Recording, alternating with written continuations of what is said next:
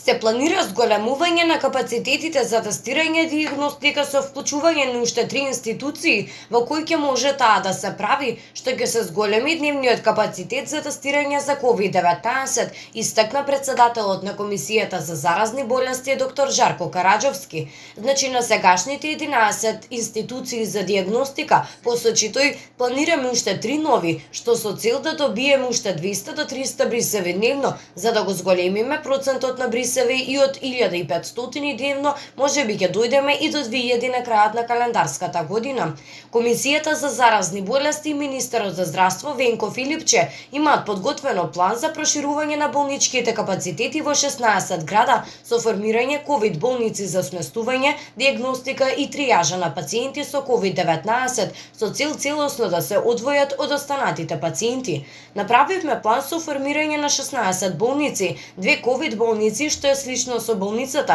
што ја имаме до инфективната клиника, во кој ќе имаме сместувачки капацитети, диагностички капацитети и капацитети за надзор и тријажа со цел да не влезе пациент во клинички центар болен со COVID-19, рече доктор Караџовски.